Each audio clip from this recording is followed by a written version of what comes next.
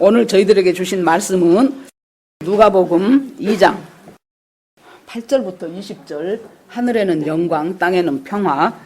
같이 읽으시겠습니다. 시작. 그 지역의 목자들이 밤에 밖에서 자기 양떼를 지키더니 주의 사자가 곁에 서고 주의 영광이 그들을 두루 비추매 크게 무서워하는지라. 천사가 이르되 무서워하지 말라. 보라, 내가 온 백성에게 미칠 큰 기쁨에 좋은 소식을 너희에게 전하노라. 오늘 다윗의 동네에 너희를 위하여 구주가 나셨으니 곧 그리스도 주시니라. 너희가 가서 강보에 쌓여 구유에 뉘어있는 아기를 보리니 이것이 너희에게 표적이니라 하더니 호련히 수많은 천군이 그 천사들과 함께 하나님을 찬송하여 이르되 지극히 높은 곳에서는 하나님께 영광이요 땅에는 하나님 기뻐하시는 사람들 중에 평화로다 하니라. 천사들이 떠나 하늘로 올라가니 목자가 서로 말하되 이제 베들레헴으로 가서 주께서 우리에게 알리신 바 이 이루어진 일을 보자 하고 빨리 가서 마리아와 요셉과 구유에 누인 아기를 찾아서 보고 천사가 자기들에게 이 아기에 대하여 말한 것을 전하니 듣는 자가 다 목자들이 그들에게 말한 것을 놀랍게 여기되 마리아는 이 모든 말을 마음에 새기어 생각하니라. 목자들은 자기들에게 이르던 바와 같이 듣고 본 그 모든 것으로 인하여 하나님께 영광을 돌리고 찬송하며 돌아가니라. 아멘. 기도하시겠습니다. 하나님 아버지 감사합니다. 오늘 즐거운 성탄입니다. 하나님, 세상에서는 그냥 자기들의 웃고 즐기고 기념하는 날로 생각하지만 하나님 아버지, 이 예수님이 왜 이 땅에 오셨으며 어떻게 하나님의 아들이 사람이 되어서 왔다는 것이 믿어지는 저희들이 신기합니다. 이 시간도 하나님께서 원하시는 귀한 하나님의 백성이 되기를 각 사람의 인생 속에서 역사하시는 주님을 찬송하고 찬송합니다. 오늘 말씀 가운데 함께 하시며 이 땅에 오신 이 예수님이 다시 오신다고 약속하셨으니 분명히 다시 오실 것입니다. 다시 오실 그날을 감사하고 기대하면서 살아가는 우리 모두가 되게 하여 주시옵소서. 예수님 이름으로 기도합니다. 아멘. 인사하시겠습니다. 복된 성탄입니다. 당신의 죄 때문에 예수님이 죽으셨습니다. 나를 살리러 예수님이 오셨습니다. 예, 감사합니다. 똑같은 물건이라도 어떤 각도에서 보느냐에 따라서 이 보는 관점이 달라집니다. 예수님 탄생에 대해서 사복음서가 각도가 달라요. 각도가 다르니까 시선이 또 다릅니다. 마태복음은 아브라함과 다윗의 자손 예수 그리스도의 세계라 그래가지고 구약의 아브라함부터 하나님이 택해서 뽑은 아브라함부터 시작해서 예수님 오시기까지를 쭉 사람들 이름으로 누구는 누구를 낳고 누구는 누구를 낳고 하면서 한 사람의 이름 속에 그 사람이 속해 있던 그 시대를 다 함축을 해버리고 요약을 해서 다음 사람으로 넘어가요. 그렇게 해서 드디어 이제 예수 그리스도가 마리아라는 처녀에게 성령으로 잉태하여 나왔는데 요셉과 정혼한 여자였죠.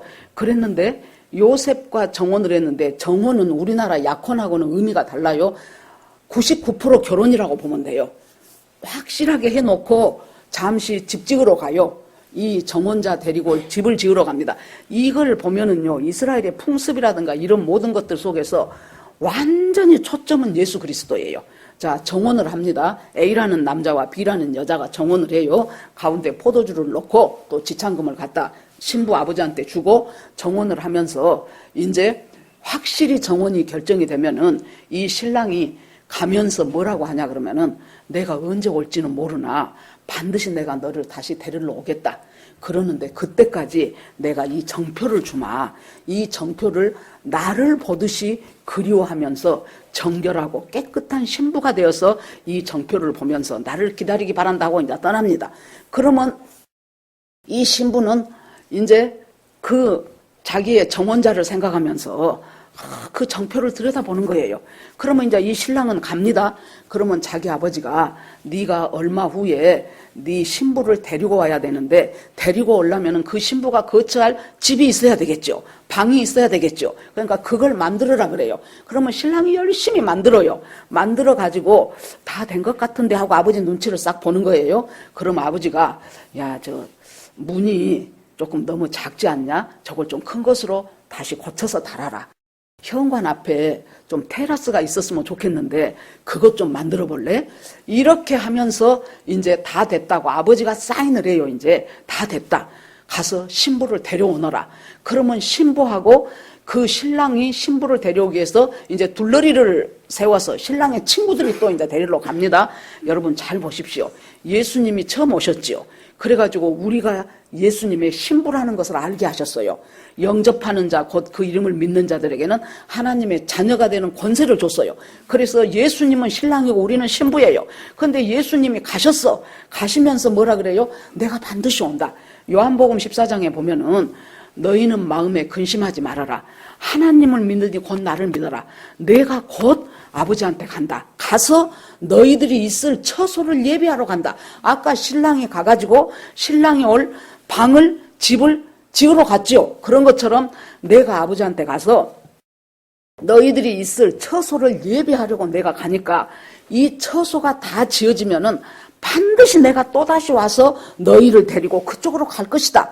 지금 전부 지금 똑같습니다. 그렇게 하고 이제 가요. 그러면은 신랑은 이제 신부는 신랑이 가면서 정표를 주고 갔는데 우리한테 주고 간 정표는 뭡니까? 성경이에요. 이 정표를 신랑 곧 올 것을 그리워하고 기대하고 소망하면서 계속 정표를 보는 거예요. 날마다 묵상도 하고 통독도 하고 저같이 또 설교하는 사람은 날마다 설교 본문을 무엇으로 택해서 어떻게 요리를 잘해서 이 사람들이 맛있게 먹을 수 있는 양식을 만들까 하고 또 애쓰고 수고하고 그렇게 하면서 이제 하는데 드디어 어느 날인지는 아무도 몰라요. 그러니까 예수님도 뭐라 그랬어요? 때와 기한은 내가 알 바 아니요 너희 알 바 아니요 아버지께서 아신다 그랬어요. 그러니까 대강 다 되어 가면은 이 아들도 짐작은 있겠지요. 이제 다 됐네. 요 앞에다가 요거 하나 인테리어 이 장식 하나만 딱 하면 되겠네. 뭐 여러 가지 생각이 있겠죠. 그런데 아버지가 딱 최후의 사인은 아버지가 하시는 거예요. 그래서 예수님 다시 오실 것에 대해서 전혀 다시 오신다는 것을 모르는 사람은 멍하니 있다 도둑같이 당한다 그랬어요. 그러나 너희는 그러지 않음이니 그랬어요. 왜? 너희는 내 자녀이기 때문에 자꾸 징조를 통해서 야, 올 때가 다 됐구나. 문 하나 달고 나면은 내가 이제 한 몇 달만 있으면 가겠구나. 그 다음에 어디 신발장 하나 만들어 놓으면은 그래, 이제는 다 되었네. 이거 하면 이제 완성이네. 이러면서 날짜와 그 시간은 모를지라도 점점 가까워오고 다가오고 있다는 것을 아는 자들이 하나님의 신부들이에요.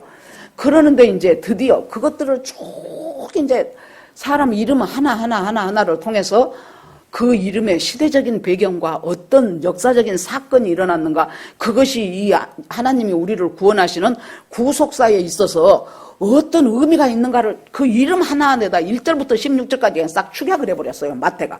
마태의 직업이 세리였잖아요. 엄청 세금 계산 잘하고 하던 사람이 아주 사무적인 능력 탁월하게 그 일을 딱 해놓고 나서, 그리고 나서 이제 마태복음에 보니까 드디어 그 이름들을 전부 말하고 나서 그 다음에 18절에 보니까 예수 그리스도의 나심은 이러하니라. 그의 어머니 마리아가 요셉과 약혼하고 같이 안 살아요. 정혼했을 때는 동거하기 전에 성령으로 잉태된 것이 나타났더니 그랬어요. 그래서 천사가 느닷없는 여자한테 아마 내 생각에 물기르러 갔을 때 나타났는지 어쨌는지 모르겠어요. 느닷없는 천사가 나타나갖고 하나님의 축복을 받은 자여 하면서 네가 성령으로 잉태하여 아들을 낳을 것이다. 그러니까 이 마리아가 너무 놀래가지고 내가 남자를 알지 못하는데 어떻게 애를 낳는단 말입니까? 그랬더니 그것이 성령으로 잉태된 것이라. 그러고는 천사는 사라졌어요. 여러분 보세요. 예수님 탄생에는 엄청나게 천사들이 많이 나와요. 마태복음도 천사가 또 나오고 누가복음도 또 나오고, 예수님 다시 오실 수 있는 요한계시록에서는 엄청나게 천사가 많이 나와요. 왜 이렇게 예수님 탄생과 예수님의 재림에 천사들의 일이 많아질까? 어저께 밤에 제가 곰곰이 말씀을 놓고 생각을 해봤어요. 그것은 세상에서는 이해하기 힘든 하늘의 일이기 때문이에요. 어떻게 이 세상 사는 사람들이 남자와 여자의 만남이 없이 여자가 성령으로 잉태하여 자식을 잉태한다는 것이 말이 됩니까? 이것은 천상의 일이고 하나님의 놀라운 프로젝트이기 때문에 천사들이 엄청나게 심부름하느라고 바빠요. 천사가 이제 그 말을 했어요. 그러고는 정말로 이제 이 아이를 갖게 된 거예요. 그러니까 마리아가 자기 정혼자 요셉이 제일 먼저 생각났을 거 아닙니까? 이 얘기를 했겠죠. 그랬더니 성경에 보니까 요셉은 의로운 사람이라 가만히 끊고 자있다 그랬어요. 기가 막히지요. 요셉이 아무리 생각을 한들 세상에 저 여자가 내 보기에 얌전한 여자인 줄 알았더니 진짜 부뚜막에 먼저 올라가 갖고 뭐 소리 소문도 없이 어디서 얘를 배갖고 와갖고 뭐 천사가 어쨌다고 하네. 그 말이 믿어지겠냐고 이 남자가. 그런데 요셉이 의로운 사람이라 시끄럽게 안 하고 그것 갖고 너 어쨌냐, 그 남자 누구냐, 데리고 와봐, 네가 나를 배신할 수 있어, 그런 소리 아무도 않고 조용하니 그냥 끊어버리려고 했다는 거예요. 이것이 인간의 의의 한계예요. 조용하게 끊으나 시끄럽게 끊으나 그 당시에 정혼한 여자가 남의 아이를 임신했다면 그때 율법으로 돌에 쳐서 죽여야 돼요. 자기가 아무리 조용하게 끊어도 그 여자는 돌 맞아 죽어요. 시끄럽게 끊어도 돌 맞아 죽어요. 그것이 의롭다는 인간의 한계라 그 말이에요. 그러니까 하나님이 안 되겠다 싶어서 꿈에 그 여자 데려오기를 두려워하지 말라. 마리아는 성령으로 잉태된 것이기 때문에 네가 두려워하지 말아라. 그러니까 이제 드디어 요셉도 이제 수긍을 하지요. 그리고 아들을 낳으리니 그 이름은 예수라 하라. 그 예수는 저 백성을 자기 죄에서 구원할 자이심이라 그랬어요.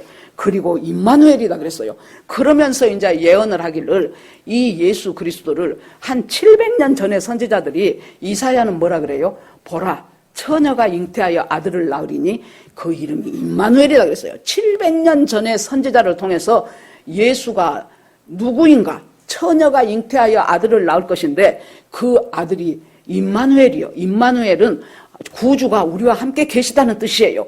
우리하고 함께 계시려고 예수님이 처녀의 몸에서 잉태하여 임마누엘 하셔서 이 땅에 오셨다는 거예요.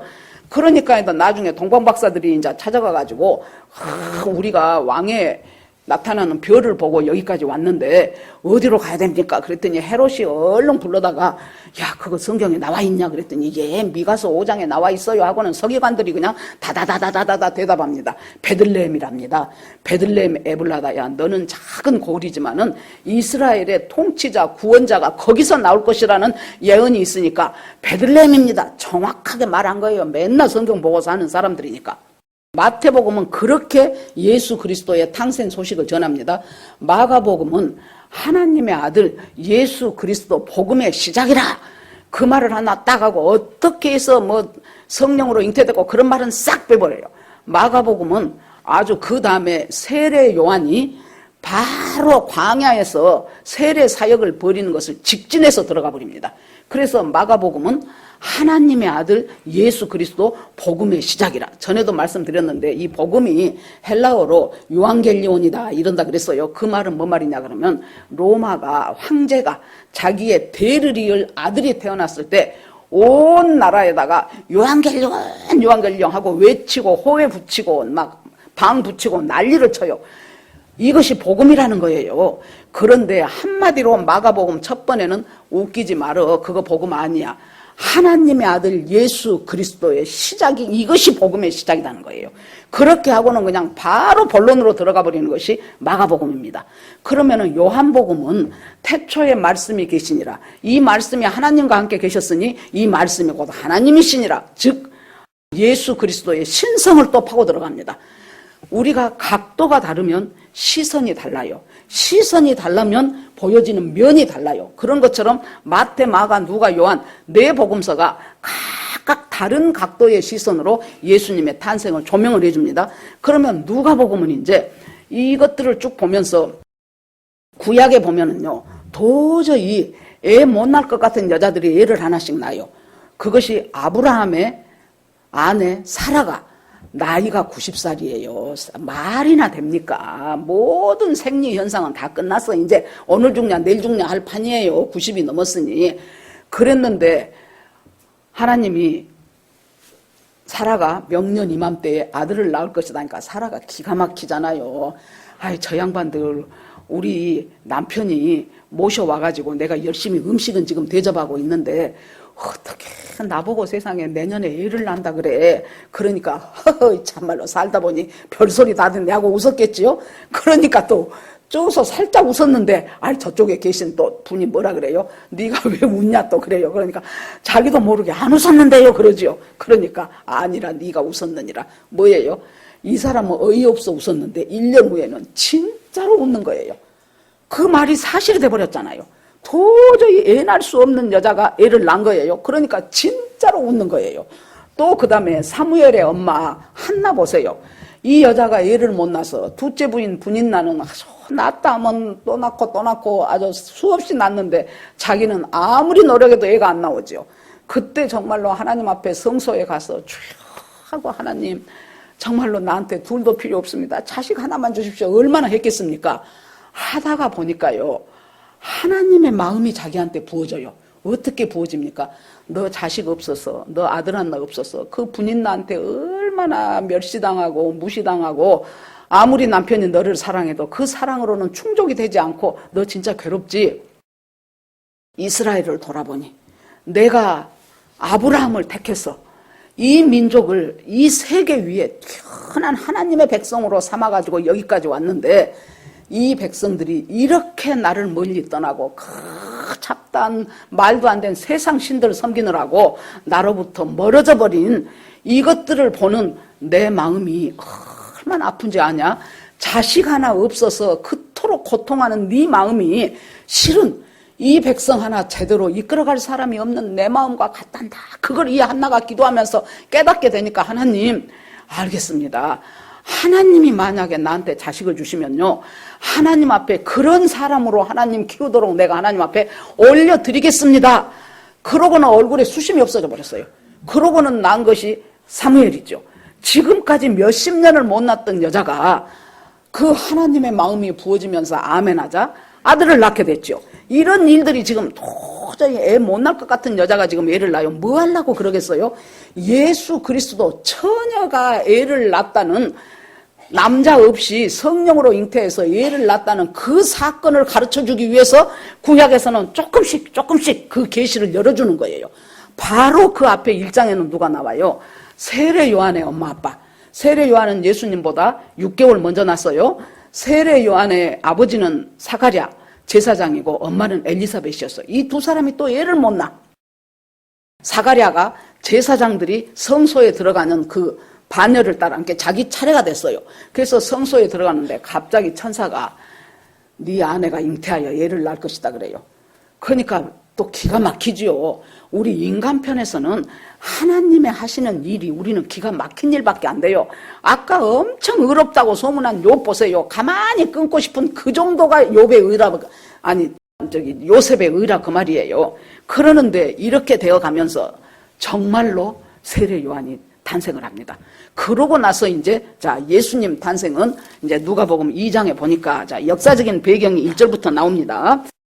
2장 1절에 보니까 그때에 가이사 아구수도가 영을 내려 천하로 호력하라 하셨으니 그랬어요. 그때 가이사는 이제 그 황제의 칭호예요. 시저. 아구수도가 가이사 아구수도가 명령을 내렸는데 자기의 관나라에 있는 모든 속국 모든 나라 전부 다 호적을 새로 하라는 거예요. 여기서 이제 잠깐 아구수도는 아우구스투스인데요. 이것이 뭐냐면 원래 로마가 생길 때 여러분 황제가 주무르던 정치가 아니었어요. 이 로마는 원로원 제도였어요. 그래서 집정관들이 있었어요. 그래서 말하자면 상당히 민주적인 방식으로 나라를 운영을 했어요. 그러니까 돌아가면서 이제 그 중에서 한 사람이 이제 대표가 되는 거예요. 그 원로원에. 그러는데 이제, 줄리어스 시저가 이제 얘기는 들어보셨죠? 줄리어스 시저가 그 황제 중에서 상당히 유명한 사람이 줄리어스 시저인데 이 줄리어스 시저가 자기 조카가 옥타비아누스예요. 옥타비아누스를 갖다가 자기 양자를 삼았어. 그래서 자기 후계자가 돼서 옥타비아누스가 이 원로원의 대표가 된 거예요. 그랬더니 옥타비아누스가 뭐라고 하냐 그러면은 나를 부를 때 이제 아우구스투스라고 불러주라 그랬어요. 아우구스투스란 말은 뭔 말이냐 그러면은 신의 계시를 받은 자. 그러니까 자기가 이 원로원의 대표가 된 것은 그냥 너희들이 적당히 봐서 쓸만하다 해서 세운 것이 아니고 신이 계시를 해서 나한테 원로원의 대표가 되고 있으니까 이제부터는 그것이 이제 이 한글로 쓰니까 아구스도라고 했어요. 아우구스투스라고 불러주라. 이것이 왜 중요하냐 그러면은 그때부터 여러분 가만히 보십시오. 독재하는 사람들의 특징이 처음에는 신의 뜻이다 그래. 그러다가 조금 지나면 자기가 신의 아들이다 그래. 조금 지나면은 자기가 신이라 그래요. 이렇게 지금 되어져 가는 거예요. 모든 독재자들을 그렇게 몰고 가요. 그러니까 이 아우구스투스가 자기가 신의 계시를 받았고 그 다음에는 신의 아들이고 그 다음에는 신이 돼가지고 로마 황제를 신으로 추대하는 일에 지금 시작을 한 사람이 이 아구스도다 그 말이에요. 이 아구스도가 호정령을 내려요. 왜 호정령을 내립니까? 인구 센서스 조사를 하는 거예요. 일단은 가장 중요한 것은 세금 많이 거들라고. 인구들을 잘 조사해가지고 빠진 사람들 할 것 없이 해서 세금을 제대로 걷고 두 번째 전쟁을 할 때 징집명령을 누가 있는가를 알아야 내릴 거 아닙니까? 징집명령을 내려서 이제 군인으로 차출하기 위해서 이런 것들 때문에 호정령을 하라고 하는데 그 당시에 호정은 전부 자기 본 고향으로 가야 돼요. 그러니까 외부에 나가서 있었던 지금은 안 그러겠죠. 그 전에 이제 우리들 시대나 좀 위에 나는 군인회를 가려면 자기 고향에 가서 신체 검사를 받았어요.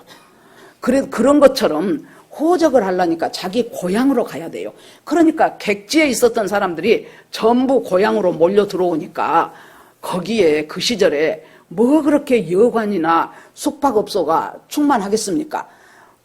아니지요. 그런데 이제 할 수 없이 요셉도 자기 배부른 아내를 데리고 호적을 하기 위해서 베들레헴으로 가요. 그런데 분명히 성경은 다윗의 동네 베들레헴, 미가서에서도 베들레헴에서 구주가 난다고 예언을 했어요. 그러니까 지금 이 호정령을 내린 로마의 황제나 그것을 실질적으로 행정 업무를 하는 구레네 총독이라는 사람이 이 막강한 힘을 가지고 있죠.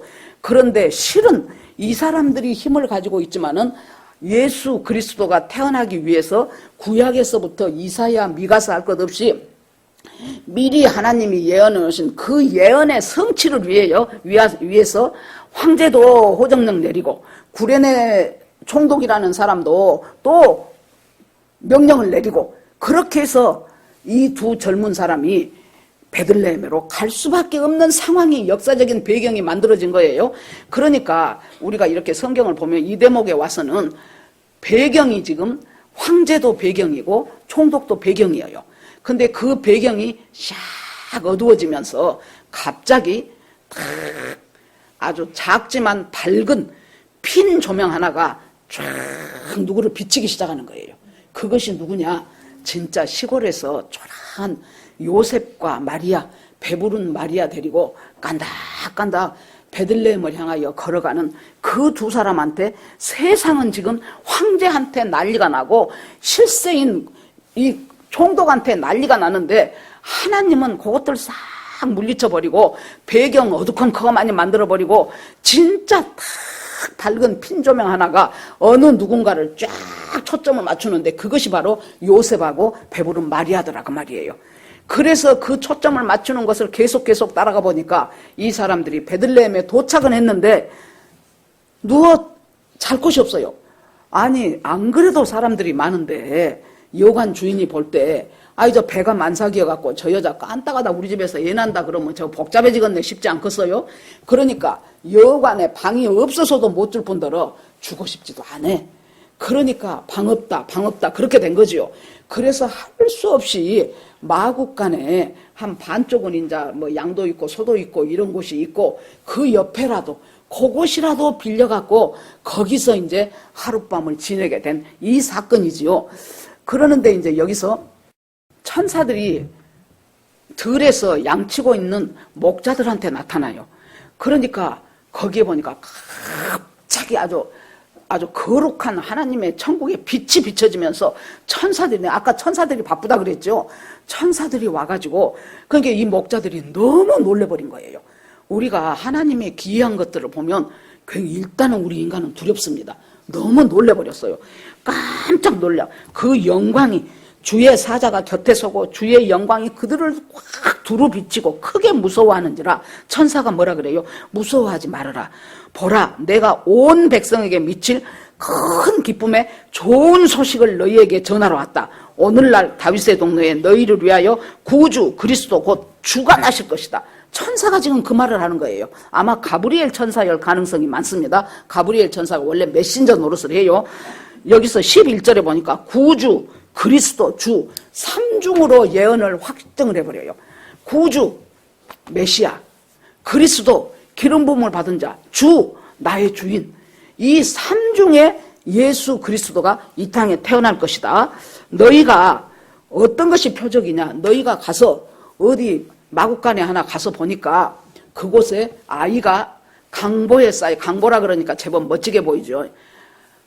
애를요, 가난한 사람도 자기 애가 태어난다 그러면은 그 애를 위해서, 요즘은 뭐 작은 애기 침대도 있고 그러지만은 옛날에 작은 애기 요하고 이불은 만들어요.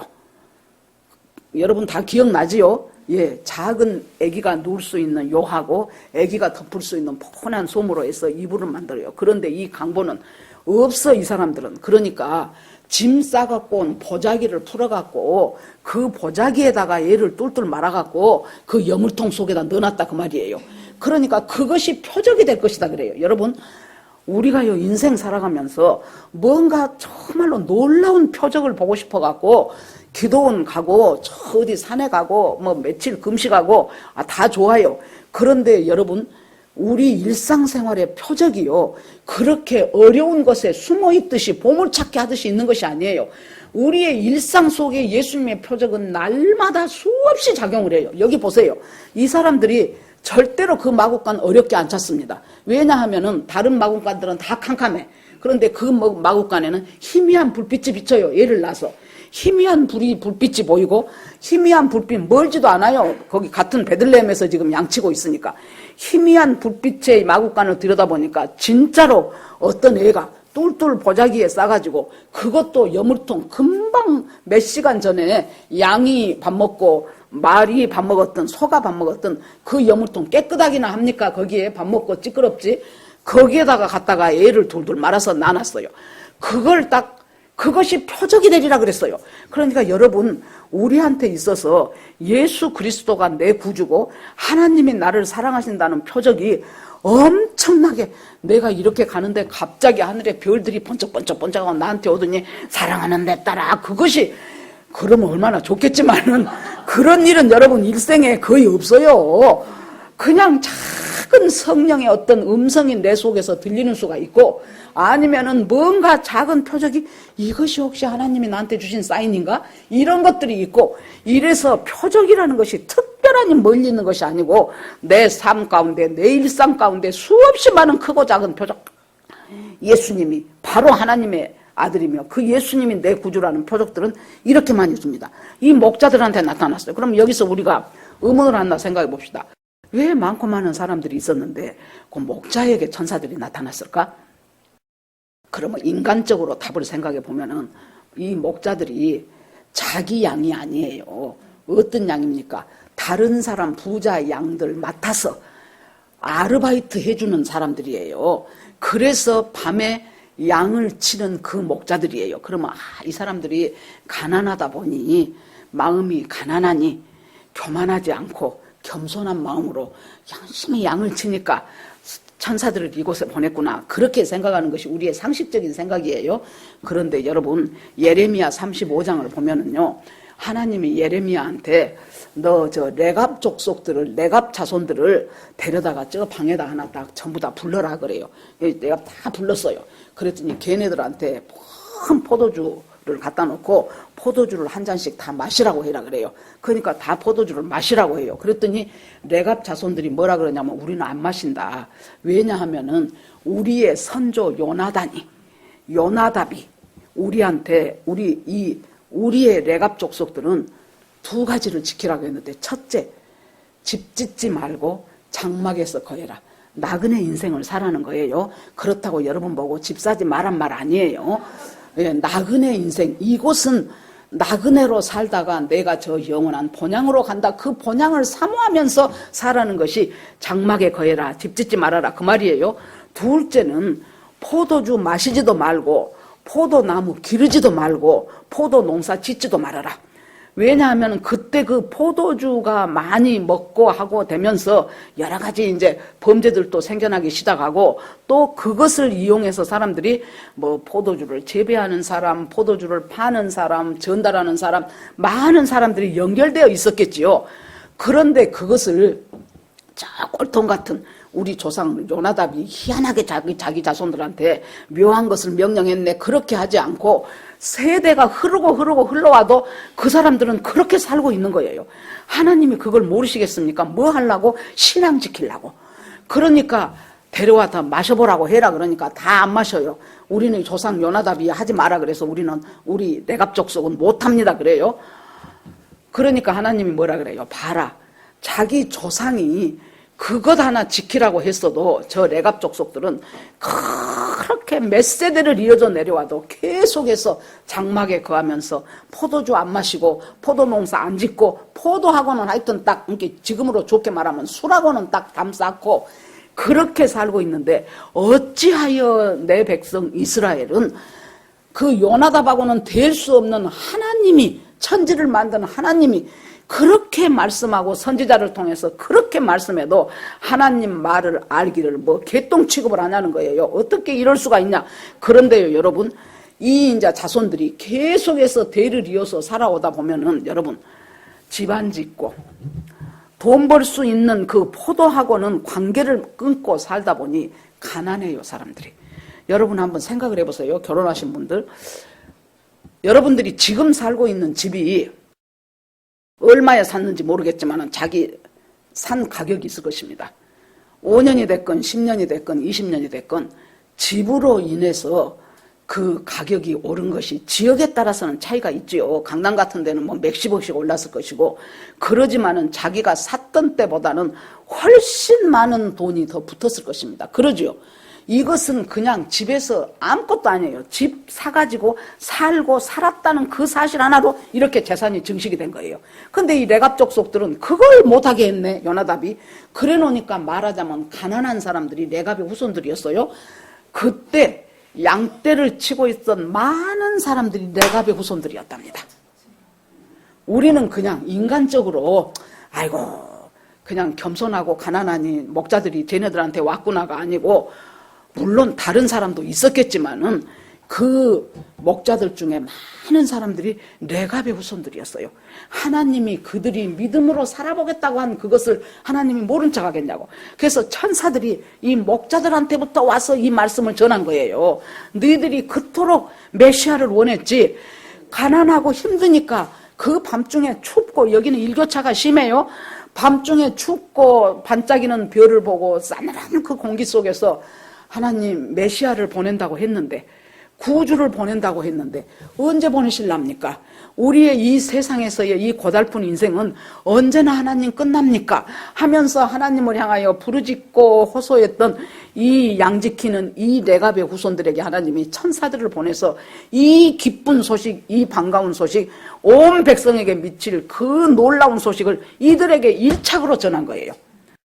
그러자 갑자기 호련히 수많은 천군이 천사들과 함께 하나님을 찬송하여 이르되, 천사들이 바빠요. 이 말을 해준 천사는 따로 있었는데 갑자기 엄청나게 많은 천사가 그 길을 확 둘러싸는 거예요. 그러면서 하나님을 찬송하는 거예요, 천사들이. 그러니까 이 지상에서는 아니 가난한 저 어디 나사렛 동네에서 살던 젊은 부부가 보아하니 옷 차림새도 요새 엄청 막 그 겨울 옷이 비싸다 그러대요. 뭐 웬만하면 막 100만 원, 뭐 막 80만 원 막 그런데요. 요새 옷값이 비싸갖고 뭐 거위털 좀 괜찮은 것은 엄청 비싸답니다. 그런데 아니 이 사람들이 뭐 제대로 된 입성이나 얼마나 좋았겠냐고. 뻔하죠. 가난한 목수가 가난한 아내 데리고 배불러갖고 그냥 멋으로 둘둘 감고 그렇게 온 거예요. 그러니까 이 지상에서는 관심도 없어. 사람들이 아이고 저렇게 배불러갖고 뭐 하러 왔을까 뭐 그랬을 수도 있어요. 그러는데 천상에서는 난리가 난 거예요. 이 예수님이 탄생이라는 것이 이것은 천국 프로젝트라니까요. 지상에서는 몰라 아무도. 천상에서는 아무리 천사들이 너무 놀래버린 거야. 하나님 어떻게 저 말도 안 되는 인간 종자들 저렇게 하나님 말을 그렇게도 씹어먹고 그렇게도 적대시하고 그렇게도 반대하는 저 인간을 위하여 어떻게 성자 예수가 인간이 되어서 저들을 대신해서 죽으려고 이 땅에 오신단 말입니까? 이건 있을 수 없는 일입니다. 천사들도 놀라서 귀에 입이 쫙 벌어져요. 어떻게 하나님 이런 일을 다 만드십니까? 그러는데 그 일대로 그 약속대로 예수가 태어났네. 그러니까 천상에서는 난리가 났어요. 난리가 나. 막 천사들이 위로 올라갔다 밑으로 내려갔다. 그 천사들이 다윗의 동네에 오늘날 너희의 구주 그리스도 주가 나셨다 하면서 그냥 막 삼중으로 강조를 해가면서 그러고 나더니 이제 찬양을 하기 시작해요. 지극히 높은 곳에서는 하나님께 영광이요 땅에서는 하나님의 기뻐하심을 입은 사람들의 평화로다 하면서 높은 곳에서는 영광이요 땅에서는 그 사실을 알고 기뻐하는 사람들은 참 평화 샬롬이 임하는 그 평화로다. 그러고 천사들이 하늘로 가요. 그러고는 이제 이 목자들이 처음에는 천사들 나타나니까 무서웠지요. 그런데 이제 천사들이 해준 말을 들었지요. 자기들이 그동안 믿고 있었던 메시아가 태어났다는 기쁜 소식을 들었지요. 그러니까 이제 우리가 바로 마국간 찾아가자 하고 마국간을 찾아갑니다. 마국간을 찾아서 갔더니 표적을 가르쳐줬는데 그 표적대로 쉽게 찾았어요. 그래서 마리아와 요셉과 구유에 누인 아기를 보고 느닷없이 왔잖아요. 모르는 목자들이. 아니 어쩐 일이십니까? 그랬더니 우리가 이렇게 밤중에 양을 치고 있는데 천사들이 나타나갖고 우리가 이러이러하게 우리에게 말을 해줘서 우리가 여기 와서 그 천사들의 말이 그 표적 그대로 이루어진 것을 보고 우리가 기뻐하며 이곳에 왔습니다 하고 했겠죠. 그러니까 거기 있었던 다른 사람들이 전부 다 기이히 여겨. 어떻게 그런 일이 이 초라한 여자가 그것도 제대로 된 여관도 아니고 그 보자기에 뚫뚫 말아서 여물통에 넣어놓은 저 아이가 세상의 구주라고 하고 뭔가 잘못된 것 아닌가 하고 깜짝 놀랐죠. 그런데 마리아는 어쨌다 그랬어요? 그 말을 마음에 두니라 그랬어요. 그러니까 여러분 마리아는 생각해 보십시오. 생각지도 않은 날 어느 날 천사가 나타났더니 네가 성령으로 잉태할 것이다. 그럴 때 얼마나 그 요셉한테 말할 때 저 남자가 어떻게 내 말을 믿을 것인가 그랬겠지요. 얼마나 힘들었겠습니까. 요셉도 의로운 사람인데 가만히 끊고자 했다 그랬잖아요. 그러는데 요셉이 이제 알겠다 하고는 꿈에 천사의 현몽을 듣고 그때부터 이제 자기 아내로 데려와서 같이 살게 됐죠. 그러는데 여러분 동네 사람들이 안 수근거렸겠습니까? 저거 정원을 넣고 있다가 어느 날 보니까 임신했네. 야 요셉이 언제 몰래 살짝 가갖고 임신을 시켰나 봐. 그러든지 데려온 것 보니까 남의 남자 얘는 아닌 것 같은데 아무리 성령으로 했다고 설령 그 사람들이 말을 한들 믿겠냐고요. 그러면서 수근수근하고 야 진짜 마리아 그렇게 안 봤는데 저 희한하네 그러면서 요셉이 그래도 사람이 괜찮은 줄 알았더니 언제 쫓아가갖고 세상에 저 여자를 임신시켰어 하고 얼마나 복잡했겠습니까? 그런 상황 가운데서. 그런데 이 목자들이 하는 말을 들으니 얼마나 마음에 확증이 되고 마음에 안심이 되고 하나님이 정말로 성령께서 이루신 일이구나 그랬겠지요. 자 그러면서 여기에 조금 더 내려가 보면 25절에 예루살렘에 시몬이라 하는 사람이 있으니 이 사람은 의롭고 경건하여 이스라엘의 위로를 기다리는 자라 성령이 그 위에 계시더라 그랬어요. 그쪽에서 다른 사람들은 몰라. 아무리 세력을 갖고 있는 로마 황제, 구레네 시몬, 뭐 무슨 대제사장 다 몰라요. 그런데 어떤 사람? 하나님의 위로를 기다리는 시몬이란 사람이 경건하여 하나님의 위로를 기다리는 자라 그랬어요. 의롭고 경건해요. 여러분, 경건은 추상명사라 얼른 우리가 잘 감이 안 옵니다. 경건은 한마디로 말하면은 여러 가지 선택 중에서 무엇을 선택하냐 그거예요. 어떤 것이 하나님의 뜻인가를 우리가 선택하냐는 거예요. 여러 가지 중에서 하나님의 뜻을 잘 분별해서 선택하고, 두 번째는 선택한 것을 붙잡고 집중하는 거예요. 신앙이란 것이 뭡니까? 선택과 집중이에요. 선택과 집중. 공부를 잘하려도 내가 어디 학교에 목표를 세우고 내가 무엇이 부족하니까 올 겨울방학 때 있는 힘을 다해서 내가 공부를 해서 그걸 독파를 해야 되겠다. 대체적으로 성적이 껑쭉 뛰어오를 때 있죠. 그때 보면은 굉장히 엉덩이 짓무르도록 공부를 방학이라든가 이럴 때 막 했던 사람이, 그런 사람이 한번 확 점프를 해요. 그 전에 제가 어디서 들어보니까 강남에서 이렇게 계속 입시 학원을 하고 있는 그 학원 원장의 말이, 대체적으로 고1, 고2 때의 성적이 어느 정도 결정이 되지 갑자기 성적이 오른 애들은 거의 없다는 거예요. 그런데 한 번씩 그럴 애들이 있다는 거예요. 전혀 없는 것은 아니고. 그럴 때 뭐냐, 독한 마음을 먹는 애들이 생기더라는 거예요. 그래가지고 이 독한 마음을 언제 먹냐, 집이 확 망해버렸을 때, 내가 이 방법 외에는 우리 집을 살릴 수가 없겠구나, 그럴 때, 모두가 그런 건 아니죠. 그렇게 마음 먹는 애들이 죽기 살기로 독한 마음 먹을 때 한 번씩 점프를 하더라는 거예요. 그러니까 여러분 보세요. 선택했지요. 집이 망했다 그러면 아이고, 다른 집은 부모들이 뒤도 잘 대주고 돈도 많이 해주고 학원도 좋은데 잘 보내주는데 나는 틀렸어. 그렇게 할 수도 있는데도 불구하고 여러 가지 초이스 중에서 하나를 선택해요. 우리는 뭘 선택했어요? 수없이 많은 가짜배기 신들 가운데서 하나님 아버지 예수 그리스도가 참 하나님이고 참 내 구주라는 것을 선택했어요. 해서 지금 교회에 와서 지금 예배 드리는 거예요. 그러면은 이제 선택한 그 예수를 붙잡고 나는 뭘 해야 됩니까? 집중하는 삶을 살아야 돼요. 누가 옆에서 뭐라고 하더라도 하나님의 말씀과 하나님의 뜻에 어긋나면 나는 그것을 버릴 줄 알아야 돼요. 그러기 위해서는 수고해야 돼요. 그저 있는 힘을 다해서 열심히 공부 좀 해야 하기도 얼마나 어렵습니까? 그러는데 평생을 갖다가 하나님의 뜻대로 가는 것을 선택은 우리가 다 했어요. 지금 예수 믿고 구원받고 하나님의 자녀가 되고 영접하고 그랬는데 그 다음에 우리 인생이 집중하는 것이 어려워요. 그러니까 영접하는 자, 곧 그 이름을 믿는 자들에게는 하나님의 자녀가 되는 권세를 줬다 그러니까 그것을 어떻게 축소를 해요? 나 영접했어. 그때 우리 친구가 나한테 사형리 갖고 읽어줘 갖고 내가 고등학교 때 수련회에 가가지고 거기서 사형리 읽어주면서 예수를 내 구주로 영접할 사람은 이러더라 그래서 영접하고 영접기도 다 따라했어. 나 영접했어. 이것이 시작이에요. 어디까지가 영접인 줄 압니까? 그때 그 시작부터 시작해서 나 죽을 때까지 예수 그리스도의 다스림을 받는 삶을 사는 것이 영접이에요. 그러니까 영접했다고 하고는 그 다음부터 지 맘대로 살아. 과연 그것이 과연 영접이겠냐 그 말이에요. 예수 그리스도를 내 구주로 영접하고 그 다음부터 내가 숨 딱 끊어지는 그 순간까지 나는 예수 그리스도를 영접했다는 것은 선택했다는 거죠.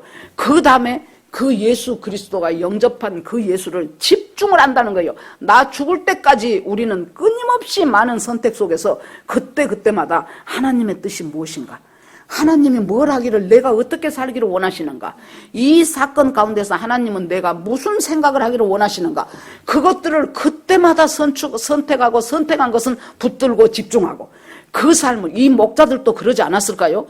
그 삶을 살아가면서 예수님 다시 오시기를 기다리는 그 놀라운 것이 이제 우리가 제대로 된 성탄을 맞는 우리의 각오여야 되고 우리의 다짐이어야 돼요. 다 잊어버렸었어도 오늘 여러분들이 딱 손에 잡아야 될 단어는 선택과 집중. 선택과 집중. 하나님, 나는 하나님 선택했습니다. 하나님이 나를 택하셨습니다. 이제부터 나는 주님의 은혜 가운데서 하나님께 집중하는 삶을 살게 하여 주시옵소서 하면서 하나님 앞에 기도하면서 나아가는 여러분과 제가 되기를 주의 이름으로 축원합니다. 아멘.